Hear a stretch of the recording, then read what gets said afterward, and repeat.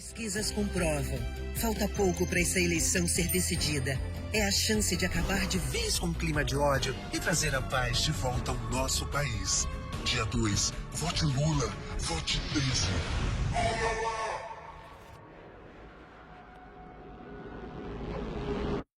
Há uma teoriazinha ali meio maldita na psicologia, em ciência política, que levanta a suspeita que todo político, no fundo, é um pouco psicopata. Porque se ele não fosse, ele não fazia isso. Um episódio da entrevista que Lula deu a uma revista chamada Playboy, que você conhece, o Hitler, mesmo errado, tinha aquilo que eu admiro no homem, o fogo de se propor a alguma coisa e tentar fazer. O Lula é fã de Hitler, declarada e publicamente desde 75. A polícia tem o direito de matar, obviamente. E até eu tenho o direito de matar. E tem uma juventude enorme que, por falta de perspectiva, às vezes são presas roubando celular nesse país.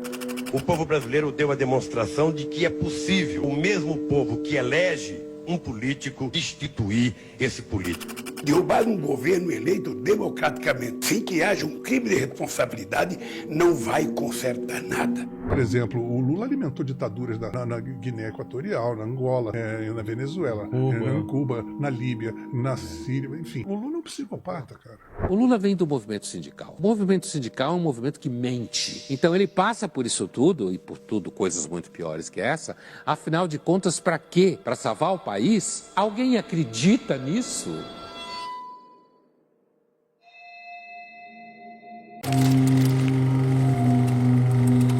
Em 2002, a América do Sul presenciou as duas maiores reviravoltas políticas de toda a história. Uma delas virou até filme de Hollywood, inclusive. Aconteceu lá na Bolívia. No período de 90 dias, durante a corrida eleitoral, o candidato que começou a corrida em último lugar nas pesquisas subiu até o primeiro lugar e foi eleito. Logo depois aconteceu aqui no Brasil. Um candidato que no começo das pesquisas tinha 70% de rejeição, que tinha acabado de ser derrotado em 3 eleições seguidas, na 4ª tentativa foi eleito presidente. Hoje é o dia do reencontro do Brasil consigo mesmo. O segredo dos dois, o mesmo, o marketing. Começa agora o nosso primeiro programa do horário eleitoral. Hoje, quero pedir sua permissão para não falar de projetos.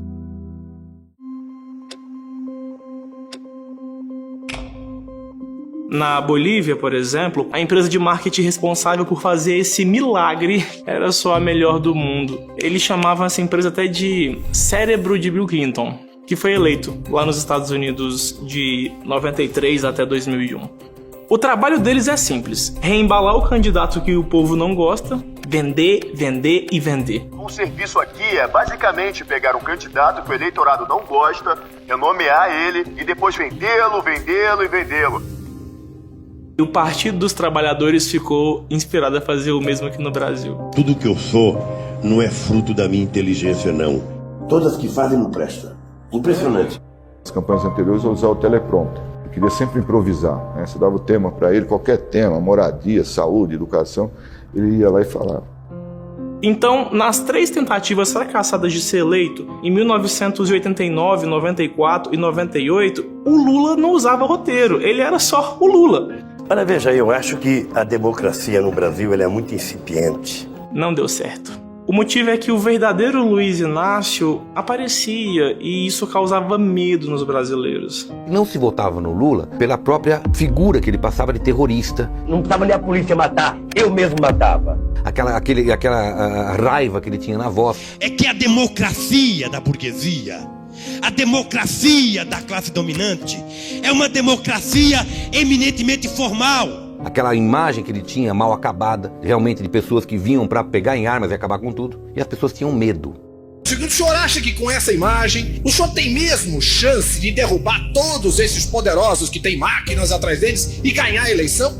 Eu estou convencido que nós temos chance. E mesmo porque esses que estão mentindo, nós vamos desmascarar. E normalmente, quanto mais miserável é o povo, quanto mais desgraça ele tem, mais ele acredita em coisas fáceis. Quanto mais miserável ele é, mais ele acredita em fantasia. Então chegamos ao ano de 2002. O Lula se candidatou mais uma vez. Porém, as eleições brasileiras vão acontecer só em outubro desse ano. E logo em março, quando o ano de 2002 começou, o mundo inteiro viu a maior virada eleitoral da história. Observando tudo estava o Partido dos Trabalhadores, que nesse dia descobriu o poder de um marqueteiro. A grande frase de dúvida numa reunião do PT. Se vocês estão tão certos, o que vocês ganharam aí? Se vocês acham que esse discurso de vocês é o perfeito, o que vocês ganharam aí? Daí o Duda pegou uma pesquisa e mostrava o seguinte: 67% do povo tinha medo da minha imagem de grevista. Então o que aconteceu? O Duda falou, olha, comunicação, gente, é importante. Isso é o que a gente ganha. É como as pessoas compreendem o que a gente diz. Um mês depois de Gonzalo ganhar na Bolívia, aqui no Brasil, em julho, a corrida eleitoral começa. E depois de entender a manipulação que o marqueteiro consegue fazer na mente do eleitor, Lula contrata um profissional para a campanha dele. Começa agora o nosso primeiro programa do horário eleitoral. E eu faço questão, antes de qualquer coisa, ter hoje nas mãos um programa de governo à altura do Brasil que todos nós queremos construir. Mas o que o marqueteiro faz? Tudo. Basicamente, ele inventa o candidato. O marqueteiro escolhe as roupas, escolhe a calça, o terno, a gravata, escolhe o comportamento do candidato. Então, por exemplo, qualquer coisa que pareça salto alto, ironia, isso pega mal. Então, o que a gente quer no debate? Tranquilidade, firmeza, objetividade e simpatia. O candidato vira uma marionete. E muitas vezes, nesses espaços de televisão, principalmente, vale mais o produtor do que o candidato. O exemplo disso foi a campanha do Lulinha Paz e Amor, onde o candidato transformou o Lula.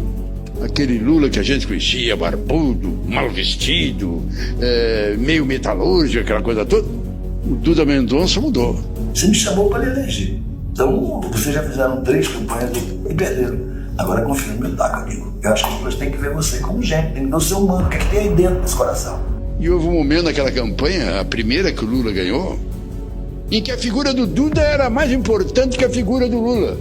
As manchetes falavam mais do Duda Mendonça do que do Lula.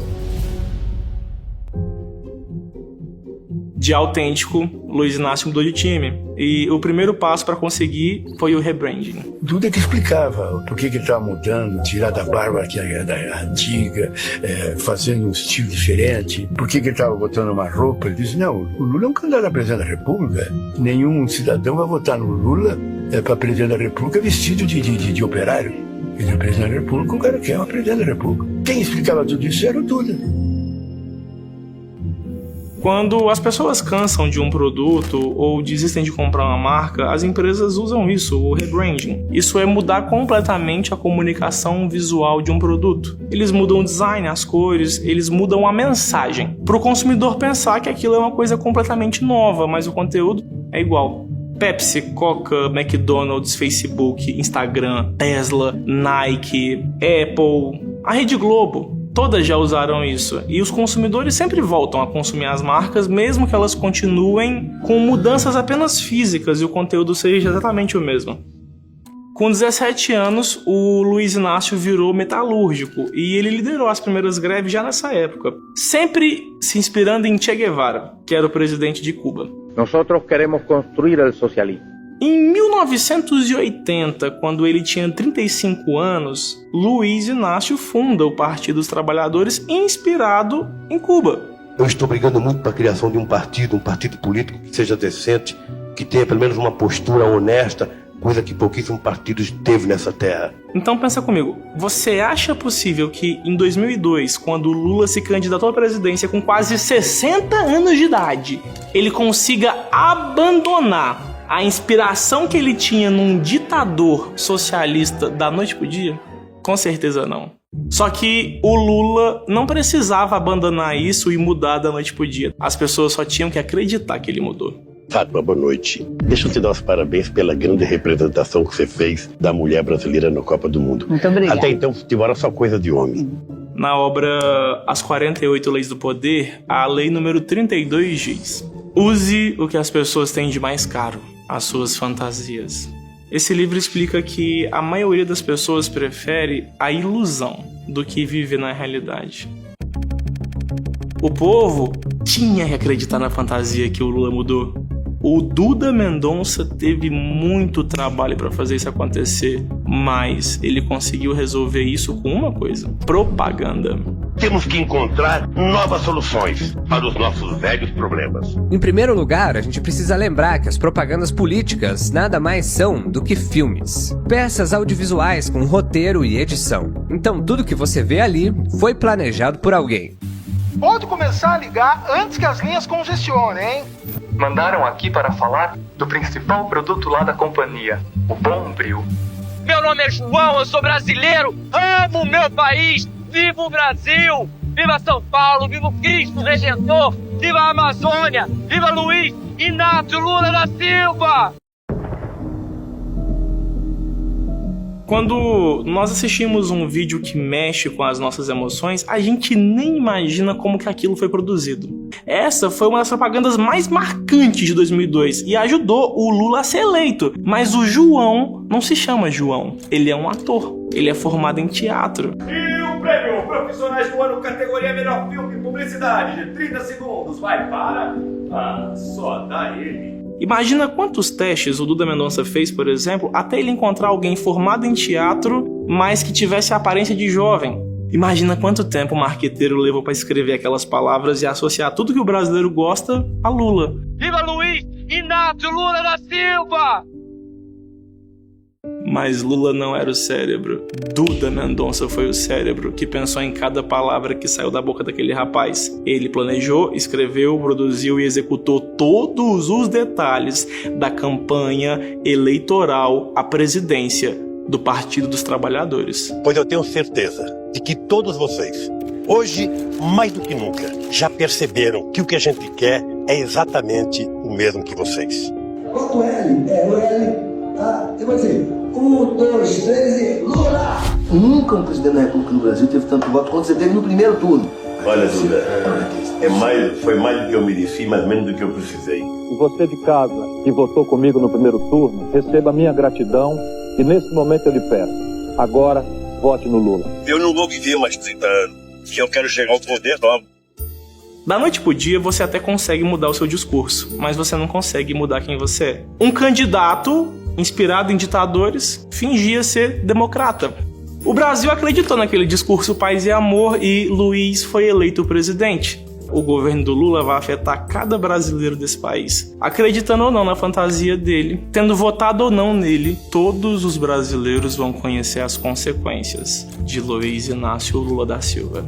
Olha, lamentavelmente, no Brasil, o voto não é ideológico. E, lamentavelmente, você tem uma parte da sociedade que, pelo alto grau de empobrecimento, ela é conduzida a pensar pelo estômago e não pela cabeça. Vamos voltar a comer picanha. Sabe aquela parte com aquela gordurazinha? É por isso que se distribui tanta cesta básica. Porque isso, na verdade, é uma peça de troca em época de eleição. Ô Lula, se você for eleito presidente da República, o que você pretende mudar de concreto no nosso país? Olha, primeiro que nós vamos mudar de concreto, nós vamos provar que você pode tranquilamente colocar corrupto na cadeia. O Ministério Público Federal denunciou hoje o ex-presidente Lula, a ex-primeira-dama Marisa Letícia, por lavagem de dinheiro e corrupção.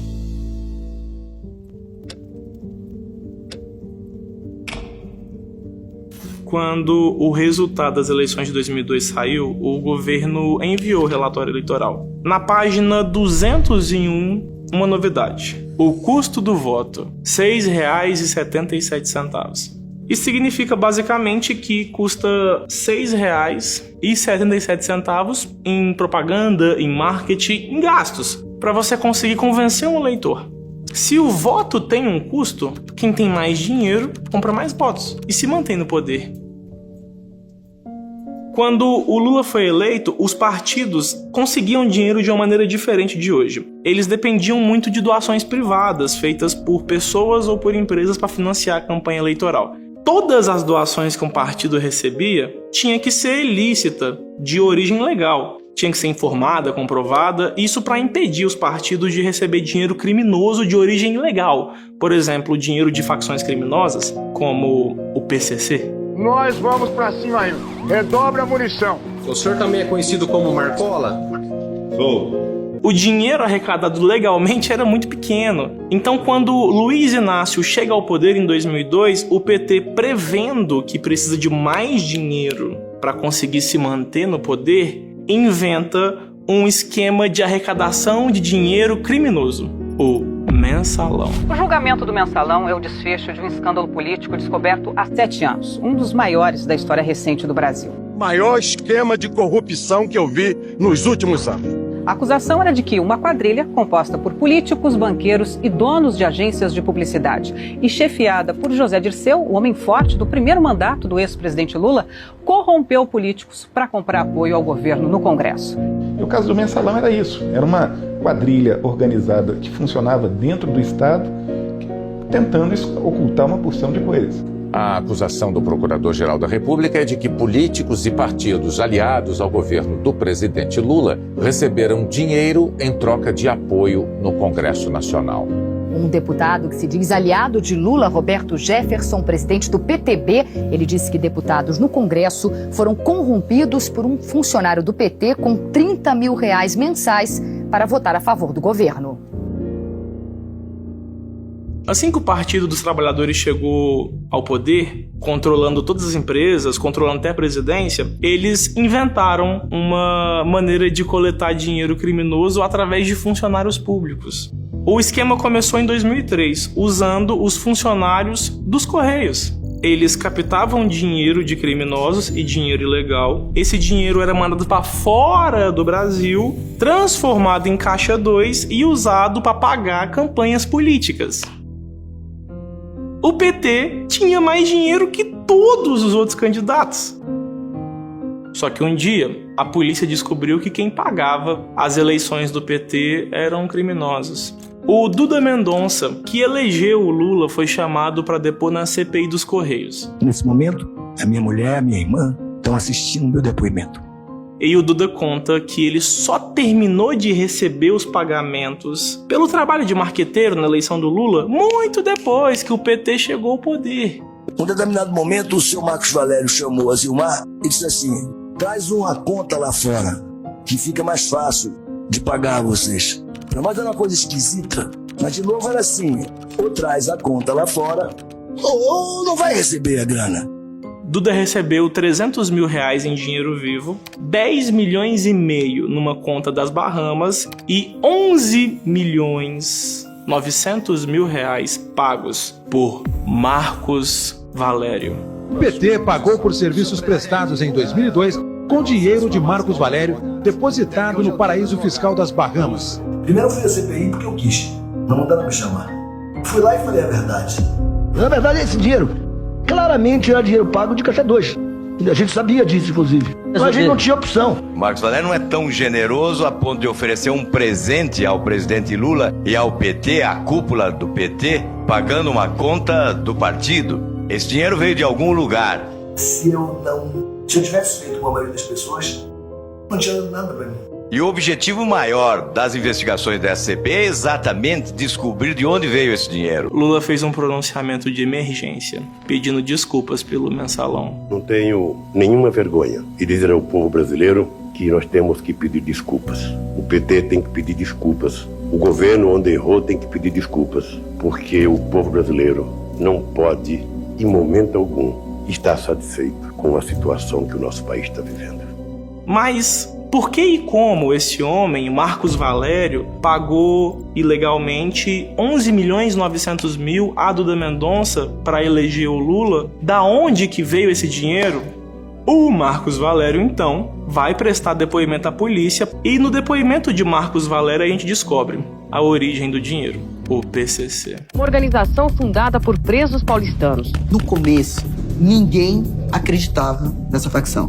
E o PCC ganha muito dinheiro. Abre aspas, o Ministério Público estima que o primeiro comando da capital, o PCC, movimenta anualmente R$1 bilhão, dos quais apenas 20% circulam dentro do Brasil. O Ministério Público estima que o PCC movimente cerca de R$1 bilhão anualmente. O que torna o PCC uma das maiores facções criminosas do mundo. A gente recebia dinheiro de bingo. E que além disso, no dinheiro dos bingos, os bingos estariam lavando dinheiro do crime organizado e financiando campanha de candidatos a vereadores do PT e de deputados do PT em dinheiro vivo. E crime organizado durante esse PCC. De acordo com Marcos Valério, o PT só conseguiu crescer e eleger tantos políticos porque, abre aspas, segundo o operador, a aproximação do PT com o PCC começou nos anos 2000, quando o crime organizado passou a financiar algumas campanhas políticas do partido. Então, em 2002, quando Lula foi eleito, o prefeito Celso Daniel também era membro do Partido dos Trabalhadores e esse prefeito fez um dossiê, abre aspas. De acordo com Valério, Celso Daniel foi morto depois de produzir um dossiê no qual relatava a direção do partido os múltiplos esquemas de corrupção que funcionava na prefeitura de Santo André e arrecadava propina de empresas de ônibus, de limpezas, de casas de bingo e até de peroeiros. O dinheiro obtido financiava as campanhas eleitorais do PT e bancava as despesas pessoais dos seus dirigentes. O prefeito de Santo André, Celso Daniel, foi assassinado com 7 tiros disparados a curta distância. Ele tinha ossos quebrados no rosto e em várias partes do corpo. Abre aspas. Uma coisa, Marcos, é você ser assaltado. Outra coisa, Marcos, é você ser assaltado e torturado. Significa que eles estavam atrás de alguma coisa, na minha opinião, do dossiê. Fecha aspas.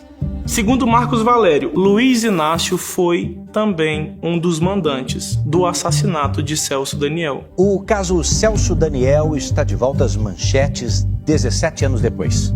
Tudo isso porque o publicitário Marcos Valério, condenado no mensalão do PT, disse em depoimento à polícia de Minas Gerais que Lula é um dos mandantes do crime. Em depoimento, Marcos Valério acusou Lula de ser um dos mandantes da morte do ex-prefeito de Santo André, Celso Daniel. A denúncia foi publicada pela revista Veja. E o dinheiro que o Partido dos Trabalhadores recebia de criminosos era usado também para pagar R$30 mil por mês a parlamentares e políticos para que eles aprovassem as medidas do governo Lula. A investigação continuou. E descobrimos também que Duda Mendonça recebeu, na verdade, R$195 milhões de governos petistas.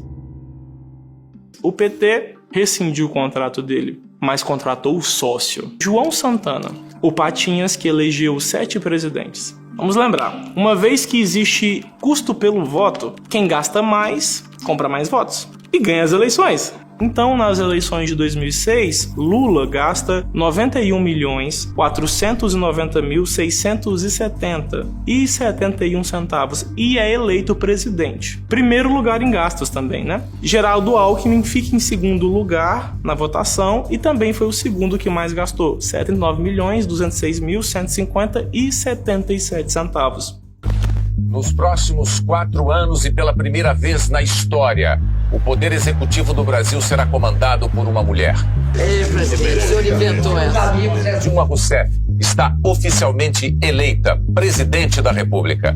No ano de 2010, na primeira eleição de Dilma Rousseff, Dilma ficou em primeiro lugar na votação e em primeiro lugar nos gastos. R$153.028.816,42 gastos na campanha eleitoral. José Serra, que ficou em segundo lugar, também foi o segundo que mais gastou. Ele gastou R$106.489.846,91. A Marina ficou em terceiro lugar nas eleições e também foi a terceira que mais gastou, R$24.108.859,74. Durante o governo Dilma, então, o Supremo Tribunal Federal começou o julgamento do mensalão. Começa nesta semana no Supremo Tribunal Federal um dos principais julgamentos da vida política do Brasil, o escândalo conhecido como mensalão. Começa nesta quinta-feira, depois de 5 anos de preparação, o julgamento do mensalão. E depois disso, Operação Lava Jato. O juiz Sérgio Moro retoma as audiências da Lava Jato em Curitiba. Ele ouviu 2 testemunhas contra o ex-ministro Antônio Palocci. Eu tratei do triplex com o Léo uma vez. O Instituto Lula confirmou uma visita do ex-presidente e da mulher dele, Marisa Letícia, ao apartamento triplex em Guarujá, no litoral paulista. Protestos pelo Brasil inteiro começam contra o governo dos petistas.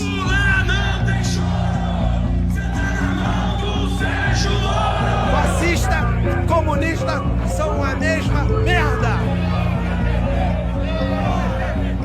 2014, para Dilma Rousseff ser eleita, ela decide aumentar os gastos de dinheiro público na campanha dela. Campanhas eleitorais gastaram 5 bilhões em 2014. Abre aspas. Com 5,1 bilhões gastos nas campanhas é possível, por exemplo, construir uma nova linha de metrô, levantar mais de 20 novos hospitais e pagar 4 meses de Bolsa Família para todos os brasileiros que recebem o benefício.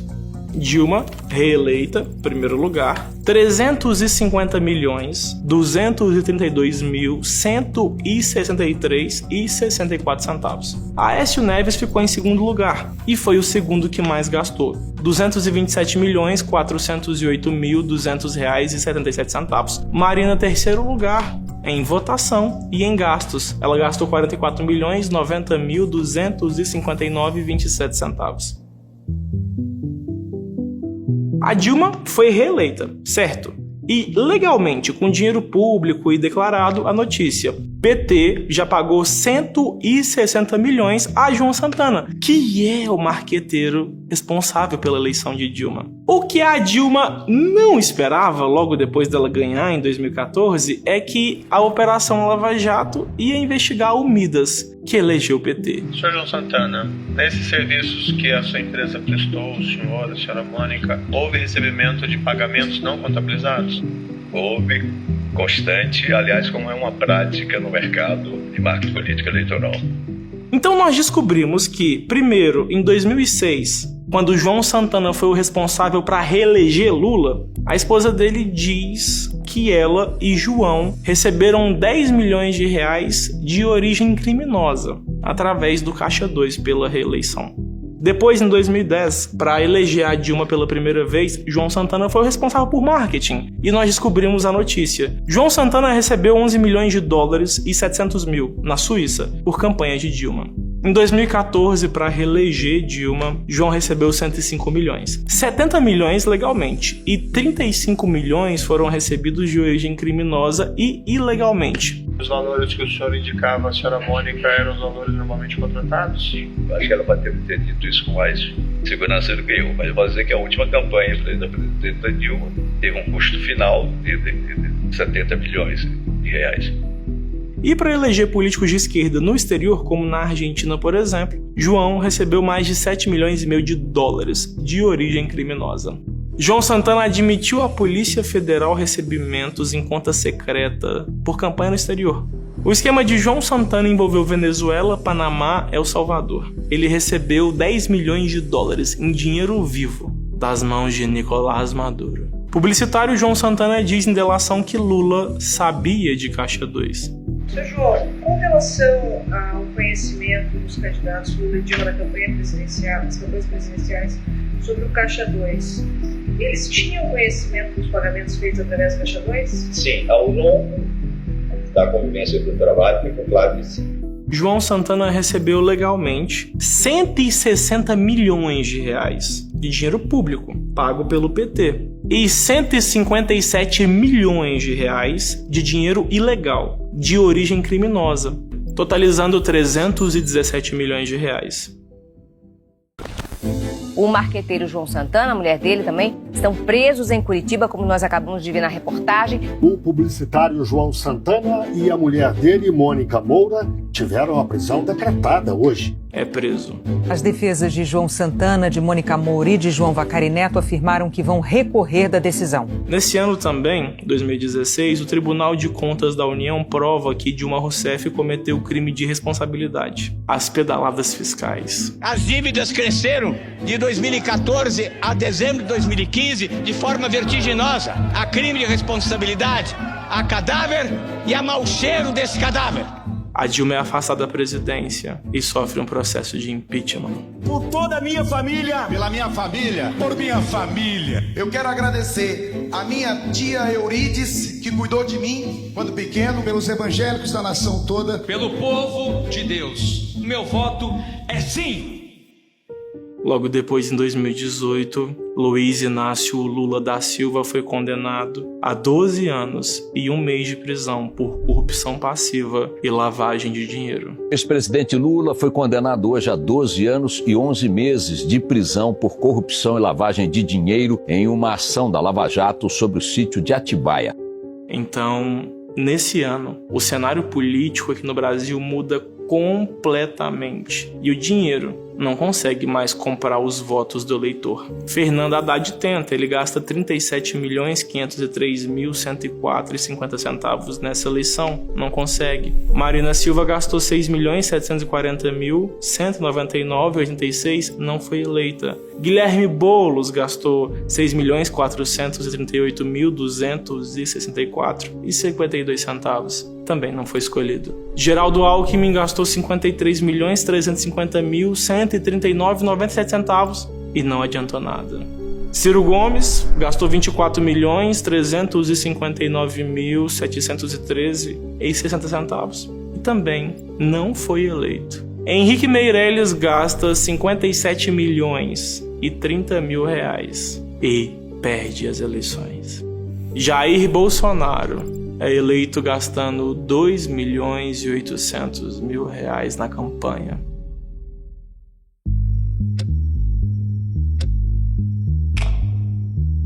O Jair Bolsonaro chegou ao poder como uma figura pública que era apoiada pela maior parte da população brasileira. Não tinha nenhum nome para concorrer. Só que o brasileiro tem memória curta. Então, em 2019, o Supremo Tribunal Federal mudou a maneira como eles entendem a lei. Antes, quando um criminoso era condenado à prisão por 2 tribunais diferentes e por vários juízes diferentes, ele já devia começar a cumprir a pena. Em 2019, os juízes declararam que todos os criminosos condenados à prisão no Brasil só podem iniciar o cumprimento da pena depois deles serem condenados por todos os tribunais, até a última instância.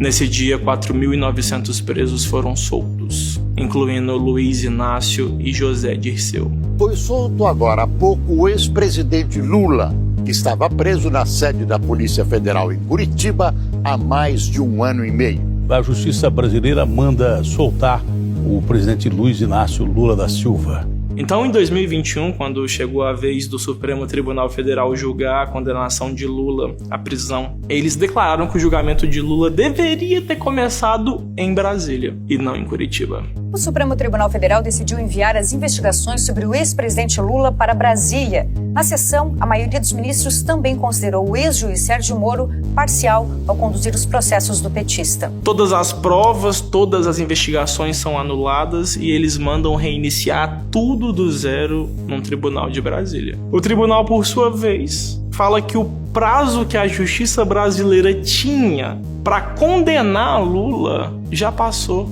Então eles nem mesmo reiniciam o processo do zero. Apenas colocam numa gaveta e arquivam como se nada nunca tivesse existido. Lula está elegível. E a arma que Lula vai usar para ganhar as eleições no Brasil esse ano é a mesma arma que o boliviano Goni usou para ganhar em 2002 na Bolívia, a crise. O varejo perdeu mais de 135 mil estabelecimentos entre os meses de abril e junho devido à crise provocada pelo coronavírus. Ainda bem que a natureza criou esse monstro chamado coronavírus. O Covid foi uma crise mundial, mas para Lula foi uma oportunidade. Ele chama Bolsonaro de genocida, fascista, corrupto, miliciano, negacionista, desumano, pessoa do mal, covarde, o pai da mentira e senhor da morte. Um novo marqueteiro entra em ação, Sidônio Palmeira. E ele prepara comerciais muito bem elaborados, escreve discursos impressionantes. A criatividade de Sidônio se destacou. Bolsonaro não é o pai do auxílio, é o pai da mentira. Bolsonaro nunca mais. O Bolsonaro até tentou chamar o Lula de corrupto e de ladrão, mas o TSE proibiu ele de fazer isso. Ministro do TSE suspende vídeo de Bolsonaro que chama Lula de corrupto e ladrão. O Tribunal Superior Eleitoral mandou suspender propagandas da campanha do presidente Jair Bolsonaro, onde Lula é chamado de ladrão e corrupto. Lembra do Marcos Valério? O TSE proibiu os políticos e os perfis de direita de postar qualquer coisa sobre Marcos Valério, PCC e Lula. Então, a campanha de marketing criada por Sidônio Palmeira, o novo marqueteiro do PT, funcionou e Luiz Inácio Lula da Silva é eleito presidente pela terceira vez. Luiz Inácio Lula da Silva está eleito e é o novo presidente do Brasil. A partir de 1º de janeiro de 2023, Lula retorna ao Palácio do Planalto para o mandato de 4 anos. A notícia: novo marqueteiro de Lula é acusado de participação em esquema de corrupção. O Ministério Público acusa Sidônio Palmeira de integrar operação ilegal que desviou 7,5 milhões de reais dos cofres públicos. O UOL fez uma série de reportagens mostrando que o governo Lula está cometendo vários crimes no programa Pé de Meia. As ilegalidades encontradas no Pé de Meia são, abre aspas, gastos sem autorização do governo, apesar de ordem expressa na lei. Inclusão de verbas do FG Eduque, do FIES, sem que isso passe pelo orçamento. Falta de transparência. Depois da divulgação da reportagem, os nomes foram divulgados. No entanto, seguem sem localidade dos alunos e fora do portal. A retirada de informações por parte da Caixa. Depois de reportagens do UOL, as informações foram republicadas. Daniel, mas como assim? O que significa gastar dinheiro sem autorização? Significa que Lula cometeu o mesmo crime que levou Dilma a sair da presidência no processo de impeachment, a pedalada fiscal. Pedalada fiscal? Pedalada fiscal.